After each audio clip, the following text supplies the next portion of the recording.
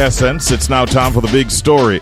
So, a recent nationwide Blue Dot poll shows that 51% of registered Jamaican voters believe the governing Jamaica Labour Party, JLP, led by Prime Minister Andrew Holness, is best equipped to address the country's main problems, including crime and unemployment and the cost of living.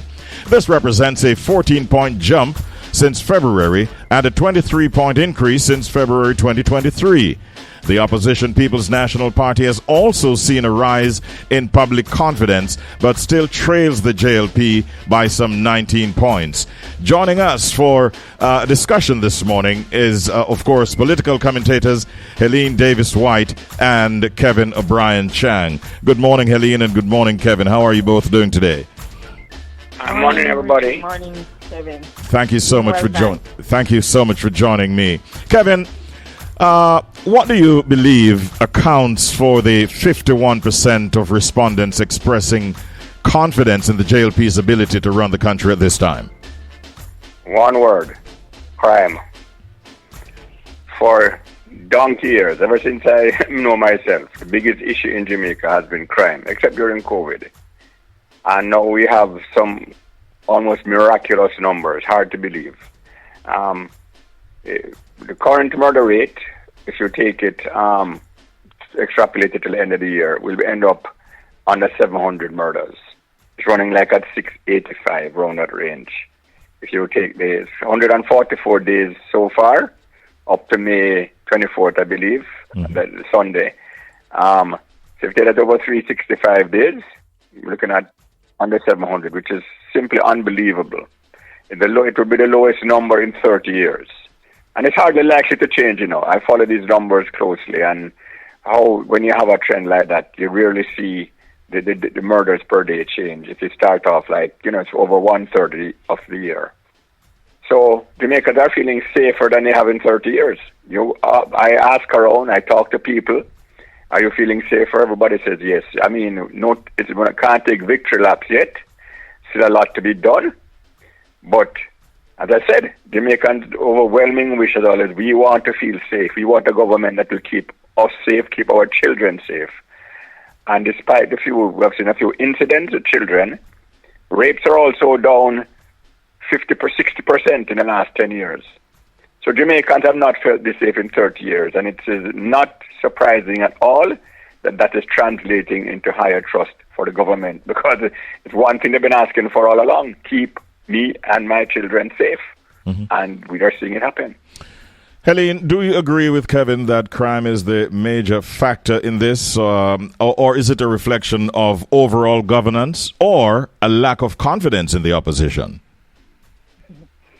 I think crime may play a part, but I don't think it plays that much of a part in the confidence levels in the government. I think what is happening, what has happened since the last poll and this one, is that certainly at the time when the last polls were conducted, we had a lot of problems coming out of the Integrity Commission reports and so on. And so there were a lot of persons who were expressing lack of confidence in the government, as well as the fact that, in the last year or so, we have seen, I think probably government in election mode have started to roll out some of the promises that were made over the years. And, as a result, I think persons would begin to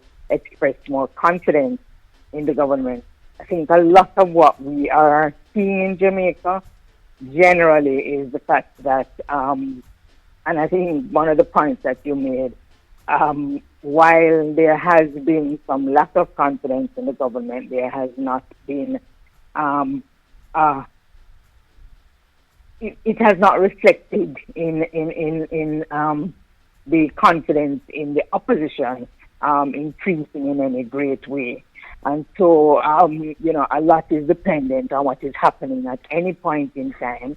And so, because of that, I think, we will see the probably mild fluctuations, because there is an inherent, I think, lack of trust in officialdom in Jamaica, generally speaking, particularly amongst our young people. And I think some of that is reflected in the figures for both the opposition and the government. Keven, how significant is this 51% approval in the context of upcoming elections or the current political climate? Well, we don't know why the people will vote, right? But I don't think I've ever seen over 50% confidence in a government. I'd have to go check out the figures, but I don't remember seeing that ever. And more than 50% say they have trust. And crime, I think, is by far the biggest issue. The numbers show it. I mean, it's always been, every single poll has always shown crime is the biggest issue.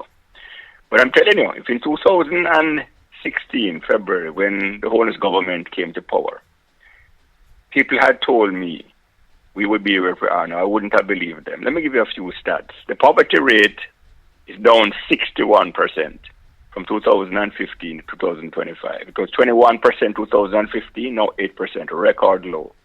Unemployment was 13.5%, it's now 3.7%, down 73%, record low.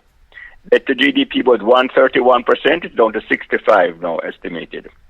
Down 50%, a record low. The murder rate was 44 per 100,000. It's now running at 24, extrapolating, down 46%, lowest in 30 years. The NIR, the debt to GDP is lowest in 30 years, that record low. All right? The NIR was 2.4 billion US, 2015, now it's 5.9, up 140%, a record high. The minimum wage, real terms, was 51 US dollars in 2015. Now it's 100, record high. So I've seen almost miraculous numbers. I said I wouldn't have believed this if somebody had told me it would happen. And a government gets trust by performing. If you perform and give the people what they want, why would they not trust you? There's been a low trust in governance in Jamaica because the government in the past have not delivered. Unemployment has been a huge problem all along. Poverty has been a huge problem. Crime has been a huge problem. The three biggest things. I want to feel safe. I want to have a job. I want not to go hungry. And this government say what the numbers don't lie. This is not opinions I'm talking here. No. These are facts from Statin. Who doesn't believe them? I don't know what you're going to believe. So they have earned their trust by delivering good governance, or better than the past. Helene, how should we really interpret this 51% as we're talking about it in terms of public confidence? Is it a strong mandate, or is it sort of a warning sign that public support is somewhat fragile? I think it is probably a combination. I tell you why. The truth is that the Jamaican electorate, Jamaican population, I think tends to be influenced a lot by what is happening at any particular point in time. And so because of that, if, as Keven says, the government is delivering as was promised, then people will indicate that they have confidence in the government, because the truth is that our population tends to look at things based on what is happening at any particular point in time. So it can, as a result of that, become be seen as quite fickle, because if things change drastically from one period to another, you're going to have those fluctuations. So people are not remaining on, sort of convinced that any political party will always do what they say they are going to do. And, in the past, people would be expressing their support based on the fact that they supported the philosophy of that the parties were exposing. You have very little of that now, so people are talking about what is it that you are delivering. And so because of that, it can be seen as fickle, because if there is any little bump and they are not seeing what was promised in terms of the delivery, then they are not going to be expressing that kind of confidence. So it is good for the JLP at this point in time, but if there is anything between now and September when elections are expected, then you may get persons expressing a different opinion, and so it's very important. And I think that is what the JLP has recognized. So they are out there on the road now, really opening water supply work, dealing with roads, with big thing down in St. Thomas. And so because of things like that, people will express some kind of confidence in the government at this point. Keven, I know that you both have another engagement, but do things like what is going on with Dr. Dawes pushing this matter of the purchase of a drill, which he believes was overpriced, are those the kinds of things that could shake the confidence and see lowering of numbers in terms of confidence going forward for the government? I don't think so. I mean, we hear these things every minute, this and that scandal, this and that accusations, and we don't know the proof. But the proof of the pudding is in the eating. I'm safer. I have a job, and I have more food in I have food to eat. You're giving me those, so I'm going to feel good. The talk is talking, and they can talk all they want. But what in the end have you delivered? Have you fulfilled your promises? And you only promise I'm going to give you jobs. I'm going to make you safer. I'm going to cut the I'm going to less poor in the country. Those have happened. Even he talked about sleep with the windows open. People are mocking him. Well, we aren't there yet, but are you feeling safer, Richie? Yeah, we all are feeling safer. Everybody feeling safer. Yeah, once the so crime we're is done. almost reaching there. So as I said, if I promise you these things and deliver, trust comes from fulfilling promises. Yes. Private and public life. You trust somebody because they said I'm going to do this and they do it. Yes. This man has come closest to any, or let me put it this way, he has fulfilled a higher percentage of promises than any prime minister I have done. Yes, all politicians promise this and promise that.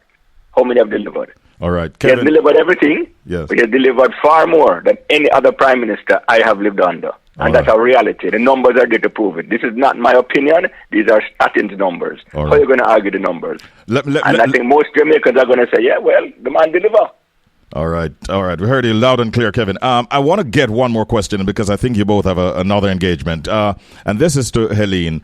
What does this poll suggest about the PNP's current strategy and sort of visibility as an opposition party? And what do they need to do? I have said for the last couple of years that the PNP's focus has been on fighting corruption, and that is good. But truth is, they have to be able to say to the Jamaican people what it is that the JLP is doing wrong and how it is that we will correct it. What are the programs that we are going to be putting in place? Are these programs, as announced, things that can, in fact, succeed and can, in fact, be delivered? Those are the things that people will want to hear, because people, they almost tune out with the promises if at the end of the day you cannot show how it is going to be delivered. So this focus on corruption, because again, people have the same view of both political parties that, it's not that one is seen as corrupt and the other is not. I think that it is a tactic that the PNP needs to reconsider, because I don't think it is going to get them the votes. It's not getting them the confidence of the Jamaican people, and I think they really need to re-examine the strategy, because I don't think it is going to deliver the votes and a victory for them. Helene Davis-Whyte and Keven Chang, we thank you so much for your time this morning and your thoughts. Thank you. Have a good